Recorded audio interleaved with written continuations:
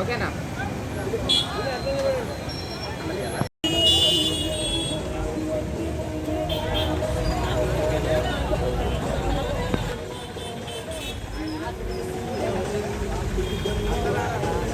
మిత్రులందరూ కూడా ధన్యవాదాలు తెలియజేసుకుంటూ సెలవు. సాగర్ గారు, కోటేశ్వరరావు గారు, ప్రెసిడెంట్ యాదవ్ గారు, సహకరించిన రాజన్న, ఎల్లమ్మబండ రాజన్న, బుల్లెట్ రవన్న, పిఎల్ ప్రసాద్ అన్న అందరి ఈ యొక్క స్పీచ్ వినుకుంటూ అదేది మీరు బాగా కూర్చున్నందుకు మీ అందరికీ కూడా పేరు పేరున ధన్యవాదాలు తెలుపుకుంటూ ఎమ్మెల్యే గారికి నా యొక్క మనస్ఫూర్తి అభినందనలు.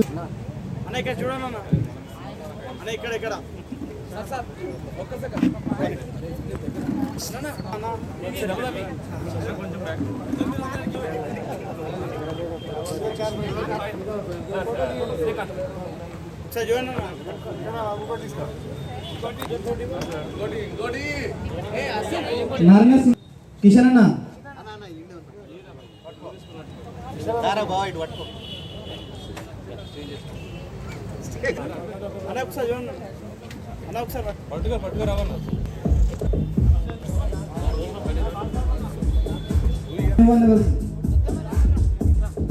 మోజేస్ అన్న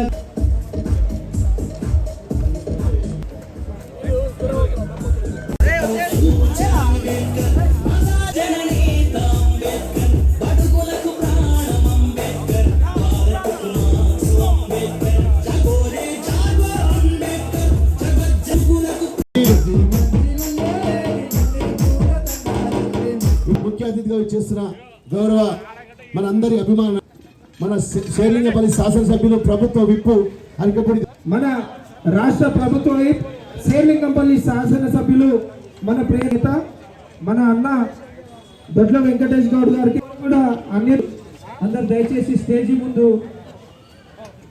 ముఖ్య అతిథులు మాత్రం వస్తూ ఉంటారు. స్టేజీ ముందు అందరూ దయచేసి గౌరవ దక్షిణాలు రామారావు, రాజీవ్, వెంకటేవ్ అందరు తర్వాత మన అంబేద్కర్ వారికి పట్టుబట్టలు పెట్టడం జరుగుతుంది.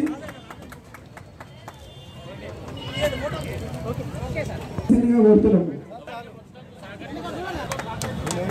ఎల్లమ్మగంట స్థానికులు కార్యక్రమాన్ని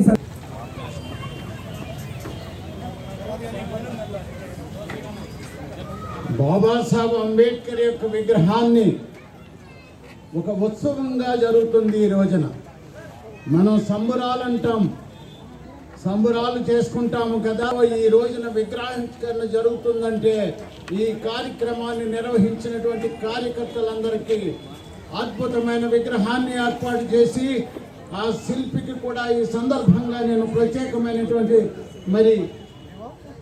ధన్యవాదాలు తెలియజేస్తున్నాను. అలాగే మా సత్యనారాయణ ఎవరైతే ఉన్నారో ఇంకా చాలా మంది ఉన్నారు, కానీ సత్యనారాయణ అని ఎందుకు అంటున్నానంటే ఈయన నన్ను 12 సంవత్సరాల క్రితమే పెద్ద ముద్దనూరు ఇప్పటికీ నాకు బాగా గుర్తు. పెద్ద ముద్దనూరులో బ్రహ్మాండమైన బాబాసాహెబ్ అంబేద్కర్ విగ్రహాన్ని ఏర్పాటు చేసి ఆ ప్రాంతంలో చైతన్యం వచ్చిందంటే పెద్ద ముద్దనూరు ప్రాంతంలో మన సత్యనారాయణ గారు తెలియజేస్తున్నాను. ఇంకా ఈరోజు చాలా శుభదినం. ఏదైతే మన ఏప్రిల్ మాసం అంటే మహనీయుల మాసం. ఇది ఏప్రిల్ 5 తారీఖు బాబు జగజ్జీవన్ గారి బర్త్డే, 11 తారీఖు నిన్ననే జ్యోతిబా పూలే గారి యొక్క జయంతి, మరియు 14 తారీఖు మన భారత రాజ్యాంగ నిర్మాత డాక్టర్ బిఆర్ అంబేద్కర్ గారి యొక్క జన్మదినం. కాబట్టి వీటన్నిటిని పురస్కరించుకొని ఈనాడు ఈరోజు ఎల్లమ్మబండ ఆల్వీ కాలనీ డివిజన్లో ఏర్పాటు చేసినటువంటి మహోత్తరమైన నిలువెత్తు విగ్రహం బంధువు మన శ్రీలింగంపల్లి ముద్దుబిడ్డ అభివృద్ధి పదార్థ ప్రభుత్వ విప్పు అరకపూడి గాంధీ గారికి, అదేవిధంగా స్థానిక కార్పొరేటర్ అన్న అందరి కార్మికుల యొక్క గుండెలో నిలిచినటువంటి అన్న కార్పొరేటర్ దొడ్ల వెంకటేష్ గౌడ్ గారికి, మిగతా నారాయణ శ్రీనివాసరావు గారికి, అదేవిధంగా ఉప్పలపాటి శ్రీకాంత్ గారికి, మన సీనియర్ నాయకులు మోయేశ్వర గారికి, సంగీజమ్మ గారికి, డప్పు రామస్వామి గారికి, మిగతా మల్లి గారు, చాలా మంది ఉన్నారు, రాము గారు, ఇలాగ శ్రీనివాస్ యాదవ్ గారు, అందరికీ పేరు పేరున అందరూ నా మిత్రులే. నేను ఎప్పటి నుంచో కలిసి ఉద్యమం చేసినటువంటి మిత్రులు. అది తెలంగాణ ఉద్యమం కావచ్చు, బహుజన ఉద్యమం కావచ్చు, దళిత ఉద్యమం కావచ్చు, ఏదైనా ప్రజాస్వామ్య చైతన్యం అదొక వాస్తవికంగా జేబీ రాజు గారు బ్రహ్మాండంగా చెప్పడం జరిగింది. వారి సుదీర్ఘమైన 50 సంవత్సరాల పోరాటంలో మేము విద్యార్థి నాయకులు ఉన్నప్పుడు కూడా వారితో పాటు నడిచినటువంటి పరిస్థితి. కాబట్టి ఈరోజు జేబీ రాజు గారు రావడం చాలా సంతోషం. అదేవిధంగా చైతన్యటువంటి మన ఎల్లమ్మ బండ ఇలా మనం ఇప్పటిదాకా పెద్దలందరూ చెప్పారు. మీరందరూ నాయకులు ఏంటంటే మన అంబేద్కర్ గారు రాసిన రాజ్యాంగం ప్రకారమే ఈరోజు కింది స్థాయి వాళ్ళు కూడా లీడర్లు కాగలిగారని, మన అంబేద్కర్ గారికి కులము లేదు, మతము లేదు బట్టి మనం ఈరోజు అందరం కూడా గౌరవంగా బతకగలుగుతున్నాం. ఆయన ఆశీస్సులతోటి ఆయన మార్గంలో నడుస్తామని కోరుకుంటూ ముగిస్తున్నాను. థ్యాంక్ యూ, నమస్తే. ఈరోజు నిలువెత్తు విగ్రహం అంబేద్కర్ గారి విగ్రహం ఆవిష్కరణ చేసుకుంటా చాలా సంతోషం ఉంది. ఎందుకంటే ఎంతో కాలంగా మన మిత్రులు శ్రేయోభిలాషులు అంబేద్కర్ గారికి ఆ స్థలం రాసి పెట్టారు. ఈ స్థలం మీదే వివాదాలు తిరిగి తిరిగి తిరిగి తిరిగి చివరికి ముగింపు దశకు వచ్చి ఆయన స్థానంలో ఆయన్ని ఆపు విగ్రహం నుంచి ఫుల్ విగ్రహంలో పూర్తి స్థాయిలో నిలబెట్టిన మిత్రులందరికీ కూడా పేరు పేరున అభినందనలు, శుభాకాంక్షలు. ఎందుకంటే ఇప్పుడే రాజుగారు బ్రహ్మాండంగా చెప్పారు, మన మిత్రులందరూ కూడా మాట్లాడారు. మన కార్పొరేటర్ గారు మాట్లాడారు, మియాపూర్ కార్పొరేటర్, హైదరాబాద్ కార్పొరేటర్ గారు వచ్చారు. వివిధ ప్రాంతాల నుంచి కాలనీ అధ్యక్షులు, జర్నలిస్ట్ మిత్రులు, సోదరులు అందరూ రావడం చాలా సంతోషం ఉంది. ఎప్పటి నుంచో 8 సంవత్సరాలుగా, అంతకుముందు మామూలుగా కార్యక్రమాలు చేసుకునే వాళ్ళు 8 సంవత్సరాలుగా శాసనసభ్యుడిగా అంబేద్కర్ గారి ఆశయాల మీద విగ్రహావిష్కరణకి, జయంతి, వర్ధంతి ఉత్సవాలకు తప్పించి రెండోసారి ఎవరికి కనపడదు. ఇట్లా ఎప్పుడైనా సందర్భం వస్తేనే ఆయన ఆశయాలు గుర్తుకొస్తాయి. ఆ రాజ్యాంగం చట్టపరంగా అమలవుతున్నప్పటికీ కూడా, పాఠ్య పుస్తకాలలో ప్రింట్ అయినప్పటికీ కూడా ఆదరణకి పూర్తి స్థాయిలో ఆచరణ యోగ్యం కావట్లేదు అన్న సంగతి మనం చూస్తూ ఉన్నాం. చాలామంది పెద్దలు ఇందాక రాజుగారు చెప్పారు ఆయన ఆశయాలు, మన హక్కులు ఎలా వచ్చినాయి, చిన్న రాష్ట్రాల్లో ఏ రకమైనటువంటి ప్రజాపాలన ఉండాలా, దేశ భవిష్యత్తు ఏమిటి, పాలన ఏ రకంగా సాగించాలా, పేద అట్టడుగు వర్గాల్ని ఏ రకంగా పైకి తీసుకురావాలా, కట్టు బట్ట తిండి చదువు అనే నినాదం ఎప్పుడు కూడా వేదిక మీద చెప్తా ఉండేవారు. కానీ కొన్ని ప్రాంతాల్లో అవి చదువులకి నోచుకోని పరిస్థితులు. అన్ని రంగాల్లో అట్టడుగు వర్గాల నుంచి అందరూ కూడా ఎదగాలి, ఉన్నత స్థాయికి రావాలా, ఆదర్శంగా నిలబడాలనే అంబేద్కర్ గారి ఆశయాలు అనుగుణంగా అనేక రకాలైనటువంటి సభల్లో స్కూల్స్ దగ్గర నుంచి కాలేజీల వరకు యూనివర్సిటీలు పేర్లు పెట్టుకున్నాం. మరి చక్కటి కార్యక్రమాలు చేసుకొని పోతా ఉన్నాం. ఎక్కడా కూడా అంబేద్కర్ గారు విభేదాలకు పోలే, ఎవరిని కూడా వెలివేసి 100% ఎవరైనా తప్పే అని చెప్పి నిలదీసిన మహానుభావుల్లో ఒక మహానుభావుడు అంబేద్కర్ గారు అంటంలో ఎటువంటి సందేహం లేదు. తప్పుని ఇప్పటికైనా కూడా సమాజం తప్పే అవుతుంది. ఎంత సొంత మనుషులైనా, ఎంత దూరం మనుషులైనా కూడా తప్పు చేస్తే తప్పుగానే మిగులుతుంది తప్పించి, తాత్కాలికంగా సమర్థించుకుంటాం తప్పించి అది సమర్థించే వాళ్ళు ఉండరు అన్న విషయాన్ని కూడా మనం గమనించాలి. మరి 15 ఫీట్లు 20 ఫీట్లలో అంబేద్కర్ గారి హాలు కట్టాలా, విగ్రహం పెట్టాలా అనే మన వ్యక్తుల కోరిక. మరి రోడ్డు 15 ఫీట్లు 20 ఫీట్లో ఉండేది. మరి ఎందుకో ఒకరోజు మేము కార్పొరేటర్ గారు అందరం అనుకొని ఎక్కడో ఒక 215 ఫీట్లు ఉన్నదాన్ని 60 ఫీట్లు రోడ్డు చేసాం. ఎమ్మటే యుద్ధ ప్రాతిపదిక మీద రోడ్డు కూడా వేయించినా కూడా ఈ రోడ్డు రష్ ఏ రకంగా ఉంటుంది, ఈ ప్రాంతం ఏ రకంగా అభివృద్ధి చేశాము, గత పరిస్థితులు ఏంటి, ఇప్పుడు పరిస్థితులు ఏంటనే మనం కూడా చూస్తూనే ఉన్నాం.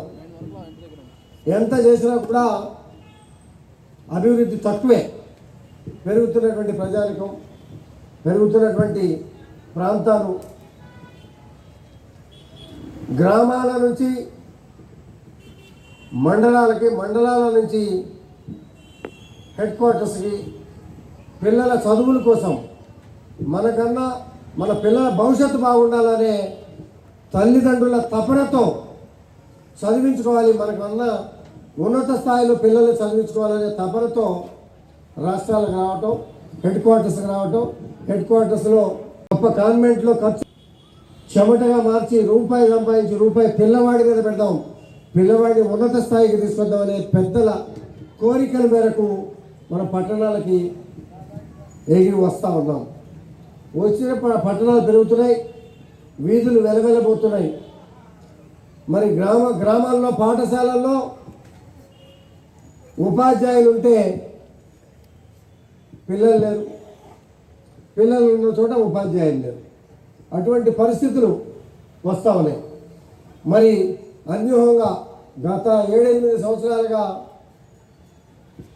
ప్రభుత్వ పాఠశాలల్లో ఏ రకంగా విద్యార్థుల సంఖ్య పెరుగుతూ ఉంది. తెలుగు భాష నుంచి, ఇంగ్లీష్ భాష నుంచి, హిందీ భాష నుంచి మరి ఏ రకంగా అంచెలంచెలుగా ప్రభుత్వం కూడా గురుకుల పాఠశాలలు పెట్టి ₹1,00,000 నుంచి ₹1,20,000 ఒక్కొక్క స్టూడెంట్ కట్టి చక్కటి చదువులు చెప్పాలా, ఉన్నత స్థాయికి పేద కుటుంబాలను తీసుకురావాలనే మంచి ఉద్దేశంతో ముఖ్యమంత్రి గారు ఒకే సంవత్సరం 119 కాన్స్టిట్యూన్సీలో 11 గంటలకి 119 బీసీ ఎస్సీ ఎస్టీ పాఠశాలలు ఓపెన్ చేసి తీరాలి అని చెప్పి ఒక జీవో తయారు చేసి అందరికీ ఆదేశాలు ఇచ్చి ప్రతి కాన్స్టిట్యూన్సీలోనూ కూడా 400-450-500 మంది స్టూడెంట్లకి ఉపయోగపడే విధంగా మొదటి సంవత్సరం ఓపెన్ చేసుకోవటం, మళ్ళీ రెండోసారి 119 కాన్స్టిట్యూన్సీలో మళ్ళీ ఓపెన్ చేసుకోవటం, బ్రహ్మాండంగా చదువుల మీద కాన్సన్ట్రేషన్ చేస్తున్నటువంటి పరిస్థితులు. అట్టడుగున వర్గాలను పైకి తీసుకురావాలనే ఉద్దేశంతో అనేక సంక్షేమ పథకాలు ముఖ్యమంత్రి గారు కేసీఆర్ గారు గొప్ప పథకం దళితుల కోసం పెట్టినటువంటి పథకం దళిత బంధు. మరి ఈరోజు శ్రీలింగంపల్లి కాన్స్టిట్యున్సీలో చాలామంది దళిత బంధుకు మనం ఒక 100 మందికి మొట్టమొదటిగా కోటా ఇస్తున్నామని చెప్పారు ముఖ్యమంత్రి గారు. ఈరోజు చాలామందికి కార్లు పెట్టుకున్న వాళ్ళందరూ కూడా వాళ్ళ అకౌంట్లో 10 లక్షల రూపాయలు పడినటువంటి రోజు ఈ అంబేద్కర్ విగ్రహ ఆవిష్కరణ రోజు మాత్రమే అన్న విషయాన్ని కూడా ఈ సందర్భంగా గుర్తు చేస్తున్నాం. చాలామంది మరి అకౌంట్లో చూసుకున్నారో లేదో, కార్ల కోసం అప్లికేషన్ పెట్టుకున్న మిత్రులకి ఈరోజు 10 లక్షల రూపాయలు అకౌంట్లో పడిన సందర్భాన్ని నేను గుర్తు చేస్తూ ఉన్నా.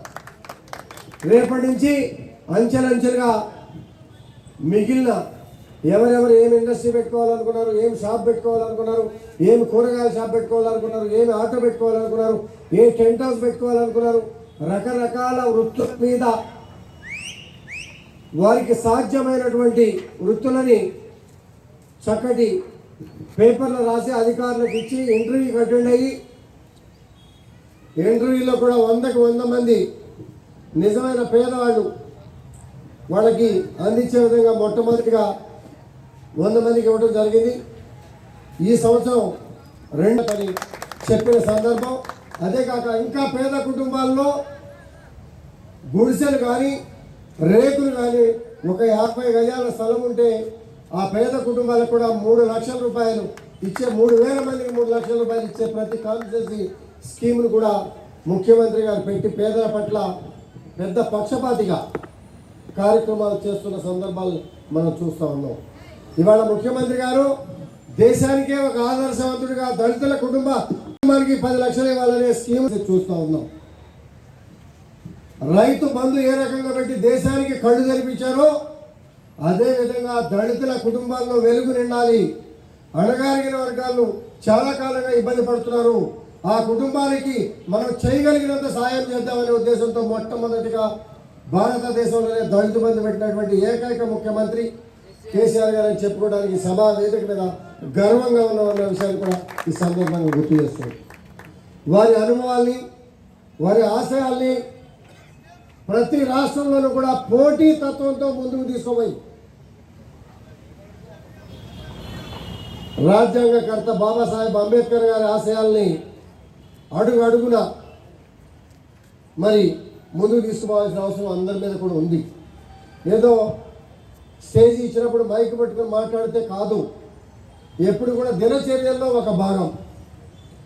అందరూ వ్యాపారాలు చేస్తారా, అందరూ ఉద్యోగాలు చేస్తారా, అందరూ ఉపాధ్యాయులు అవుతారా, అందరూ స్టూడెంట్లు అవుతారా, కాకుండా సమాజంలో సేవ చేసే కార్యక్రమాలు. రాజుగారు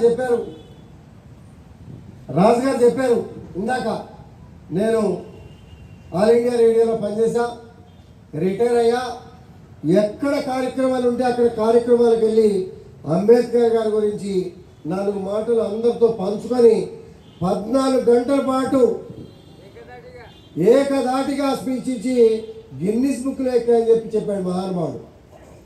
మన మధ్యలో ఉన్నాడు. లేనడి గురించి ఎన్నో మాట్లాడుకుంటాం. అటువంటి మహానుభావుల ఆశయాలన్నింటినీ కూడా అన్ని ప్రాంతాలకి తిరగగలిగే కళ్ళకు కట్టినట్టు ముందు చూయించి జరిగిన పరిస్థితులు జరగబోయే పరిస్థితులు కూడా భవిష్యత్తును దృష్టిలో పెట్టుకొని ఈ కార్యక్రమాలన్నింటినీ కూడా ముందుకు తీసుకోవాల్సిన అవసరం ఎంతైనా కూడా ఉంది. మరి ఒక విగ్రహాలు పెట్టడంతోనే కాదు, బ్రహ్మాండమైనటువంటి యూనివర్సిటీ కూడా నిత్యం చదువుల్లో భాగంగా పెద్దలు ఇదివరకు గ్రామాల్లో రచ్చబండగా ఉండేది. రచ్చబండలో బ్రహ్మాండంగా మాట్లాడుకునేవారు. వాయిస్ ఉన్న వాళ్ళంతా కూడా బుర్రకథల రూపంలో, కథల రూపంలో రకరకాలుగా చెప్తే కొంతమంది హేళనగా చూసేవారు, కొంతమంది వాస్తవాలను గమనించేవారు, కొంతమంది ఫలానా రోజు పాట రూపంలో ఈ మాట చెప్పాడని చెప్పి గమనించేవారు. రకరకాల మనస్తత్వాలు, రకరకాల మనుషుల పని మంచి మాటతో, మంచి పనుల మాటలో భవిష్యత్తుని ఆహ్వానిస్తూ ముందుకు పోవాల్సిన అవసరం ఎంతైనా కూడా ఉంది. వారి పుస్తకాల రూపంలో పంచాలా, అవేర్నెస్ ప్రోగ్రామ్స్ పెట్టాలా, చైతన్యం నుంచి కార్యక్రమం. మిత్రులు ఎంతో కాల శ్రమ. మరి ఈ సెంటర్కే ఒక అందం వచ్చింది. ఒక గొప్ప వ్యక్తి చెయ్యి ఎత్తి నిలబడి నేను ఉన్నాను అని చెప్పి అక్కడ నిలబెట్టే విధంగా కృషి చేసిన మిత్రులందరికీ, ఈ కార్యక్రమానికి సహకరించిన మిత్రులు, మరి విగ్రహానికి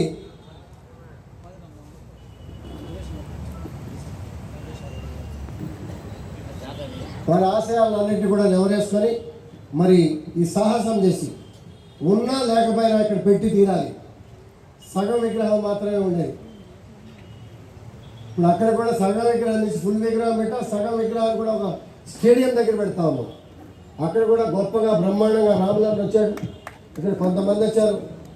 ఇందాక ఉత్సవాలు జరుపుకుంటా ఉన్నారు, కూడా వచ్చాం. ఇక్కడ కూడా బ్రహ్మాండంగా చేశారు. మరి మంచి కార్యక్రమానికి సహకరించిన మిత్రులు, మరి వారి ఆశయాల్ని అనుగుణంగా ముందుకు తీసుకెళ్ళాలి. మంచి మనసుతో, పెద్ద మనసుతో, ఎన్నో వివాదాలు ఉన్నప్పటికీ కూడా దాన్ని ఇక్కడ స్థాపించి మీకు